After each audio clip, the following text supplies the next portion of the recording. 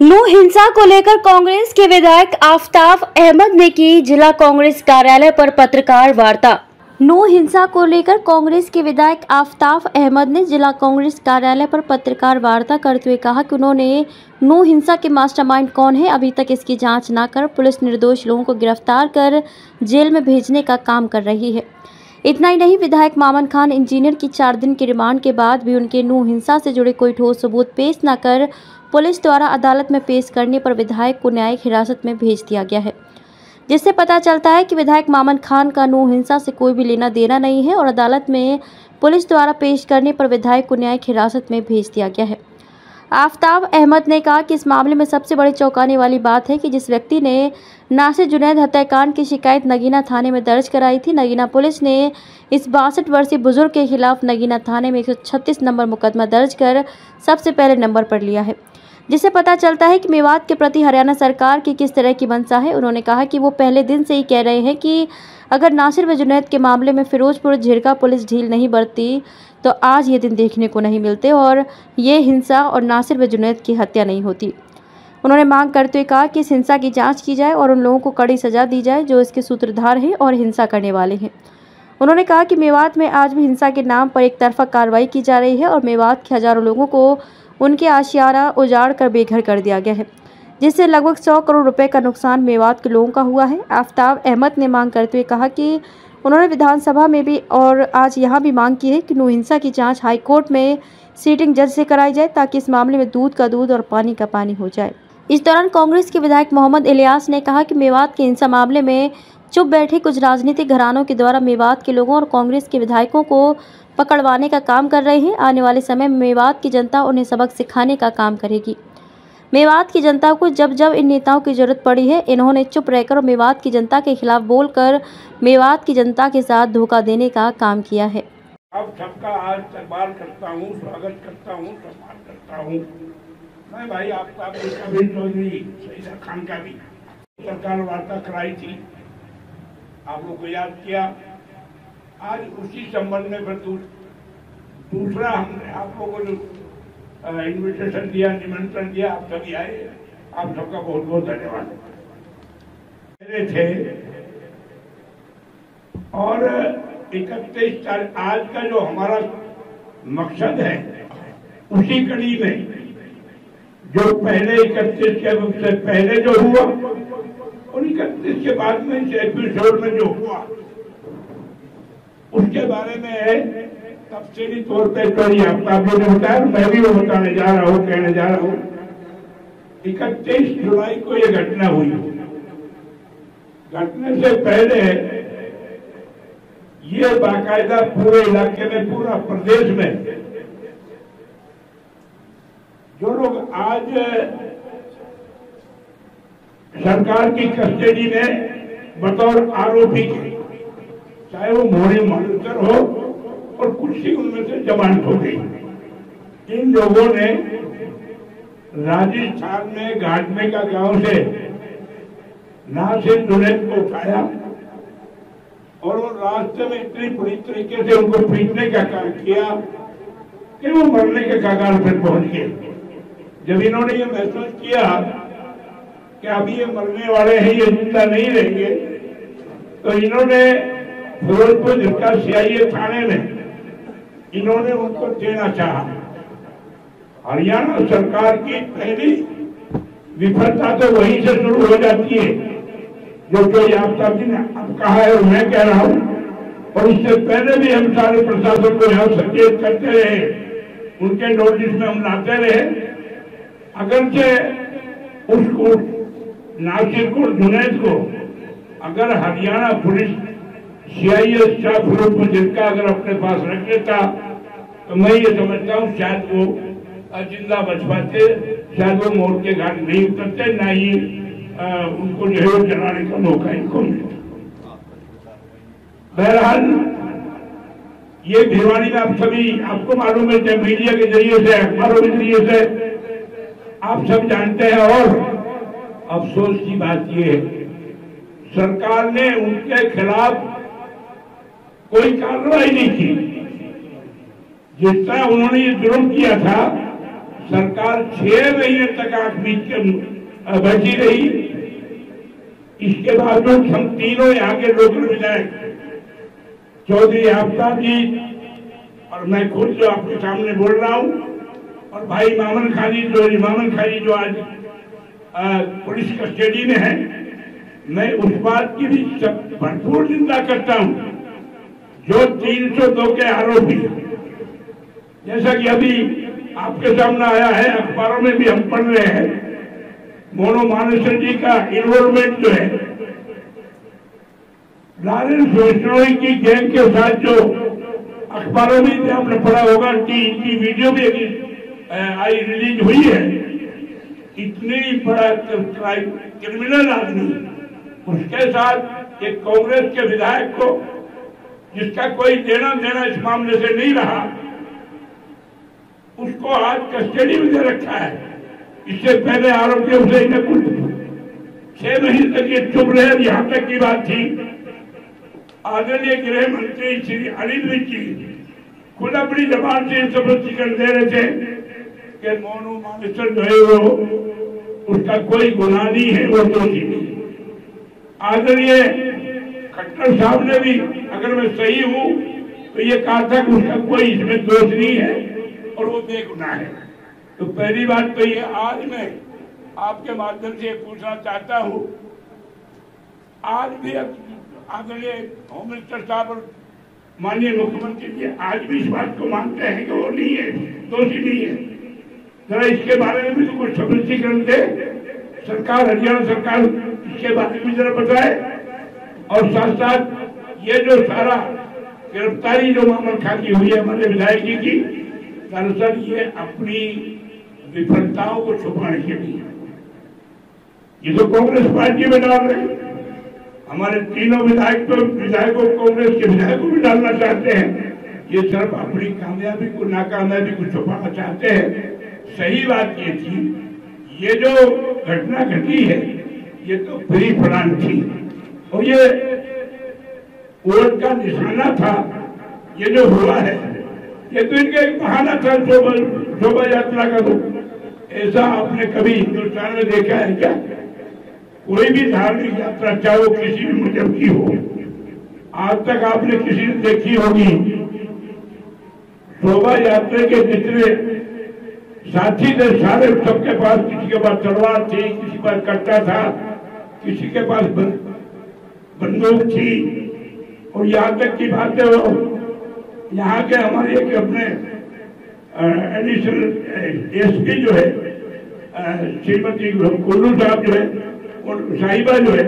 उन्होंने बाकायदा उनको रिकवर किया उसे। और मैं पहले दिन से ये कहता आ रहा हूँ कि झगड़ा तो दोनों तरफ से होता है, एक तरफ से तो होता नहीं है। आज भी बड़े अफसोस की बात है, मैं इसकी भी निंदा करता हूँ। आज तक जो है जो कार्रवाई यहाँ अमल में लाई जा रही है सरकार की तरफ से, प्रशासन की तरफ से, इसके बावजूद हम तीनों विधायक आज भी मिल रहे हैं, इससे पहले भी मिल रहे थे। आदरणीय श्री कपूर साहब जो है, उनसे हम, मैं, चौधरी आफ्ताब जी और मैं, ये सारे हालात जो इस घटना के बाद जो घटे हैं इलाके में, उनकी जानकारी देने के लिए उनके निवास स्थान पे मिले। आज भी हम ये ऐसा महसूस कर रहे हैं कि आज भी एकतरफी कार्रवाई हो रही है। लिहाजा मैं आपके जरिए से ये कहना चाहता हूँ, हमने यहाँ डिस्ट्रिक्ट प्रशासन एसपी साहब से भी, डीसी साहब से भी बराबर पहले भी संपर्क किया था, घटना से पहले भी, कि आप लोग इसको संभालिए, इसका इंतजाम करिए। अन्यथा ये हालात खराब होने जा रहे हैं, शांति भंग होने जा रही है। लेकिन बजाय संभालने के, इस घटना से पहले एक हफ्ते 4-5 दिन पहले डीसी साहब और एसपी साहब जो छुट्टी लेने का काम करते हैं, तो इससे हम ये समझते हैं कि सरकार की नियम तो पहले से ही जो है वो क्या कहते हैं, संदेह के घेरे में थी। आज भी हमारा आप लोग के जरिए से हम गुजारिश करते हैं, सरकार से निवेदन करते हैं, मांग करते हैं। और हमने उस दिन भी ये बात कही थी, हम दोषियों के हक में नहीं है, हम दोषियों के हिमांशी नहीं है। लेकिन जिस तरीके से हमें पता लगा है,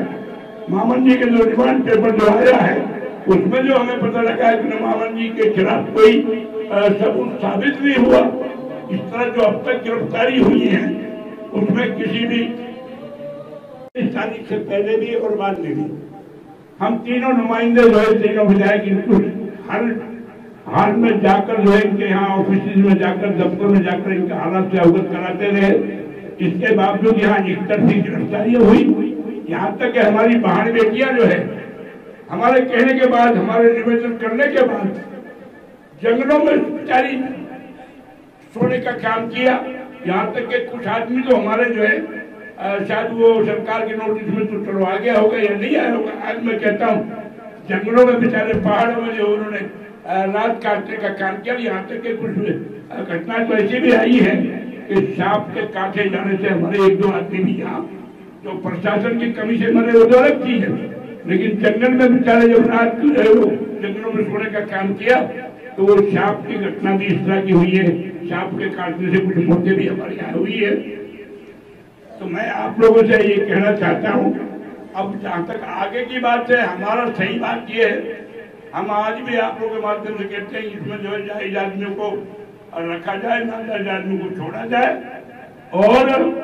अगर यही बात रही जो अब तक चल रही है तो हम सारे मिलकर हम इलाका मेवात के यहाँ हर मेवाती जो है, चाहे वो किसी भी कम्युनिटी संबंध रखता हो, 36 आदमी को इकट्ठा कर हम शांति के तरीके से इंशाअल्लाह हम इसका इंसाफ लेंगे और जैसा समय आएगा उस तरह हम इसको इंसाफ देने की कोशिश करेंगे। और हमारी पूरी कोशिश पहले भी रही है, आज भी रही है। मैं आपके माध्यम से ये अपील भी करता हूँ इलाके के लोगों को। पहले तो मैं इलाके के लोगों का शुक्रिया अदा करना चाहता हूँ जो इन्होंने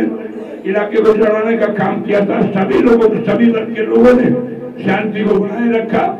और आगे भी मैं आप लोगों के माध्यम से आज गुजारिश करता हूँ पीसी के जरिए कि आप लोग सारे शांति को बनाए रखें। इंशाअल्लाह सच की जीत होगी, हक की जीत होगी और मामन जी बहुत जल्दी इंशाअल्लाह निकल के जेल से भी आएंगे और वो बिल्कुल बरी भी हो गए। और आपने देखा होगा इससे पहले जो आदमी गिरफ्तार हुए उनमें से ज्यादातर आदमी की जमानतें भी हो चुकी हैं। मैंने पहले भी कहा था अगर हमारी भी जरूरत पड़ेगी तो हम इस इलाके के लिए हर कुर्बानी देने के लिए तैयार है। अब तीसरा भी आगे बढ़ा, हम तीनों मिलकर जैसे हमने इलाके के लिए पहले काम कर रहे थे, अब बराबर हम इस पर निगरानी रखेंगे। घबराने की कोई बात नहीं है। तो मैं आप लोगों के माध्यम से ये कहना चाहता हूँ आप लोग सरकार से हमारी मांग रखे है आपके जरिए से कि इस इलाके में शांति बनाने के लिए हमारा इलाके का सहयोग दे और जितने भी जो आरोपी हैं इनको बाकायदा गिरफ्तार जो किए हैं इनसे ये सफिशिएंट नहीं है। अभी तक तो बजरंग के लोग इसमें सारे ही रह रहे, अरे उनको जिनके खिलाफ इन्होंने कोई कार्रवाई नहीं की है, जबकि झगड़ा तो दोनों तरफ से होता है, एक तरफ से थोड़ी होता है। तो मेरी आप लोगों से गुजारिश है कि आप लोग हमारी बात जो है वो सरकार तक पहुंचाए। आप सब आए, आप सबका बहुत बहुत धन्यवाद। बड़े अफसोस की बात है कुछ हमारे यहाँ शासी जो परिवार है, जिस तरह हम भी शासी परिवार से ताल्लुक रखते हैं, वो लोग हमेशा जब जब भी मेवात के अंदर मुसीबत आई है उनका हमेशा यहाँ नेगेटिव रोल रहा है। हमेशा उन्होंने बजाय इसके कि हम इलाके में जो शांति स्थापित करें, आज भी उनका वही रोल है। तो वो उनकी पुरानी आदत है। मैं उनसे ये कहना चाहता हूँ मेहरबानी करके बहुत हो लिया, आप ये इलाके की बात है, इलाके में आप लोग भी आते हो, हम भी आते हैं, सारी 36 बराती यहाँ सारे मेवाती सभी वर्गों के लोग रहते हैं। जो हो गया बहुत हो गया।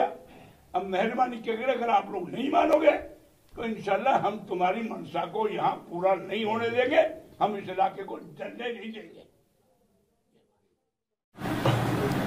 2023 को भी एक पत्रकार वार्ता की थी, आपके सामने समझ की थी और उसमें भी इस बात को उठाया था कि किस तरीके से जो 31 जुलाई को हिंसा हुई, जो टकराव हुई थी, उसकी हमने उसमें भी मजम्मत करी थी और आज भी हम उसकी मजम्मत करते हैं। वो दर्दनाक, दुखद और दुर्भाग्यपूर्ण घटना थी। उसमें सभी समुदाय चाहे कोई हो, उसमें सभी को नुकसान हुआ था, एक भाईचारे को ठेस पहुंची थी और एक बहुत बड़ा नुकसान हुआ। और उसके बाद जो घटनाक्रम हुए तो उसकी पूरी विस्तृत जानकारी दी गई। आज हम आपके बीच में ये कहना चाहते हैं कि हम पहले दिन से कह रहे हैं कि ये घटना सरकार की बदनीयती से, सरकार की अपनी कार्यकुशलता पे और सरकार की अपनी जो विफलता है, जिस घटना की पूर्ण जानकारी चाहे वो सीआईडी के माध्यम से थी, चाहे आप पत्रकारों ने दी थी, और जिस तरीके से हमने स्वयं उच्च अधिकारियों को आगाह किया था कि हालात जो है वीडियो और सोशल मीडिया के माध्यम से एक माहौल तैयार किया जा रहा है, चैलेंजबाजी दी जा रही है, और उसमें आप सबके सामने उनका नाम मैं बार बार लूं, चाहे वो मोनू मानेसर की बात करें, चाहे बिट्टू बजरंगी की बात करें, और ये वजूहात बन रहे हैं और ये जो है हालात जो है यात्रा निकले, लेकिन इसके लिए पुख्ता इंतजाम कर जाए। खेल तो हुई, इसमें जो दोषी है वो तो है सरकार, दोषी है सरकार का प्रबंधन, और दोषी है हरियाणा सरकार की अपनी कानून व्यवस्था। लेकिन जिस तरीके से 31 जुलाई के बाद से, चाहे वो गिरफ्तारियों की बात हो, क्योंकि उसमें जान माल का नुकसान तो हुआ ही था, चाहे गिरफ्तारियों के बाद हजारों मकानों की बेगुनाहों के, और जिनका कोई इस हिसाब में, इस दंगे में किसी मतलब नहीं था, और जिन शहरों में मतलब नहीं था, चाहे वो ताउरू का देख ले, चाहे पिनंगवा का देख ले, और अन्य स्थानों पे भी मतलब अतिक्रमण के नाम पे, नाजायज निर्माण के नाम पे उनको 8-8 साल पुराने नोटिस को हवाला देके उनके घरों को, हजारों बेगुनाहों के घरों को इन्होंने ध्वस्त किया, बड़ी बड़ी इमारतों को जो शहर में थी उनको करा,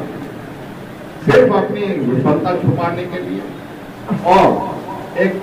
अपना राजनीतिक एजेंडा पूरा करने के लिए, क्योंकि जिम्मेवारी उसमें लेनी थी। हम पहले दिन से कांग्रेस पार्टी, हमारे नेता, और उसी दौरान विधानसभा सत्र हुआ, हमने मांग करी कि जो है कॉलिंग को जो है अर्जेंटमेंट मोशन दिया गया था, ध्यानाकर्षण प्रस्ताव दिया गया, क्योंकि विधानसभा के पटल पे करें, उससे सरकार भागती है, कहती है ये मामला विचाराधीन अदालत में है, पंजाब एंड हरियाणा हाईकोर्ट में विचाराधीन अदालत में था। जो एक सुलो मोटो जो अवैध निर्माण के नाम पे जो इन्होंने डिमोलिशन करी गई थी, उस पर सुलो मोटो हाईकोर्ट ने संज्ञान लिया था, आज भी उसका है। अगर ये सुलो मोटो डिमोलिशन का हाईकोर्ट संज्ञान ना लेती, मैं समझता हूँ कि ये तो इनके इरादे तो और भी थे कि इस हिंसा के बाद नाजायज गिरफ्तारी करके और डिमोलिशन के माध्यम से ये एक मैसेज देना चाहते थे, एक राजनीतिक अपने हितों को पूर्ति करना चाहते थे कि हमने एक ऐसा इलाज किया है उसके वजह, लेकिन वो हाई कोर्ट के डायरेक्शन के बाद होगी। हम पहले दिन से विधानसभा में ये चर्चा से भागे, हम पहले दिन से कह रहे हैं सरकार की अपनी विफलता है, उसके लिए जब ही उसमें न्याय मिल सकता है, हरियाणा की जनता को, हमारे इलाके को जब ही मिल सकता है, और असलियत जब ही पता लगी जब हाई कोर्ट के सिटिंग जज से इस सारे प्रकरण की जांच कराई जाए और उसमें दूध का दूध पानी होगा। और हम फिर से यह बात कहते हैं कि हमारे साथी विधायक को झूठे षड्यंत्र में फंसा के और एक नहीं 4 मुकदमों में ना उनका एफआईआर में नाम है, ना किसी कोई सबूत है उनके, ना कोई उनके खिलाफ कोई तथ्य है, सिर्फ दूसरे के डिस्क्लोजर पे उसमें उनको आरोपी बना दिया गया। जब हम न्यायालय गए तो न्यायालय में कि भाई हम कहे तो इसमें बताया गया कि आरोपी हैं। 4 दिन का रिमांड लिया गया। हम समझते हैं कि कोई तरीके का सबूत जो है उसमें साक्ष्य जो है नहीं आए हैं और हमारी बात जो है उसमें सत्य है। इसी वजह से हम कहते हैं कि झूठे परेड में, षड्यंत्र में फंसा के अपनी विफलता को उसको छुपाने के लिए और अपने राजनीतिक उद्देश्य को पूर्ति करने के लिए राजनीतिक लोगों को इसमें फंसाने का काम किया, और वो भी एक विधायक को जिसको जो है हम उसकी पहले भी आज भी निंदा करते हैं, और हम पूर्ण तरीके से इस बात की मांग करते हैं कि आज भी इन सभी साथियों को जब भी पूरी तरीके से जो दोष है जिसको भी इसमें जो आरोपी हैं उनका जब भी चिन्हित होंगे, जब हाई कोर्ट के सिटिंग जज से उसकी जांच होगी। साथियों, वो मोनू मानेसर के नाम पे है, उनकी गिरफ्तारी से पहले ही उनको कभी तो गृह मंत्री चिट देते हैं, क्लीन चिट देते हैं, कभी पुलिस के बड़े बड़े अधिकारी देते हैं किसी लेकिन जब वो पकड़े गए और राजस्थान में जब खुलासा आया तो आप पत्रकार माध्यम से मैं कहना चाहता हूँ, अब ऐसे ऐसे अपराधियों के साथ उसकी संलिप्तता और उसके साथ उनके नाम आ रहे हैं। आज फिर से क्या चिट देंगे, क्या क्लीन चिट देगी हरियाणा पुलिस, देगी क्या, या हरियाणा के गृह मंत्री क्लीन चिट देंगे उनको? और उसका तुलना करना एक विधायक के साथ जो चुना हुआ नुमाइंदा है और उसके साथ करने की जो है, मैं इसीलिए कहता हूं कि शुरू के दिन से इनकी नीयत खराब थी। हमारा इलाका, चाहे वो 2014 जब से बीजेपी आई है, चाहे डिंगरहेडी कांड हो, चाहे बिरयानी के नाम पे जो है हानियों को चेक करने की बात हो, चाहे आप देख लो एक डीएसपी की निर्मम हत्या हुई थी, उसमें एक डंपर वाला, तो उसके बाद 3 दर्जन से अधिक गांव में तलाशी दी, अभियान चलाया गया, मिला उसमें 5000 लोगों के साथ साइबर क्राइम अगर है तो उसमें क्या तो साइबर क्राइम में इनकी रिकवरी हुई, किस तरीके ये साजिश के तहत इस इलाके को पूरे देश में बदनाम करने के लिए भारतीय जनता पार्टी की सरकार हमारे इलाके के भाईचारा और जो जिसके लिए हम जाने जाते हैं हमेशा से, चाहे वो बलबन की बात हो, चाहे मुगलों की बात हो, चाहे अंग्रेजों की बात हो,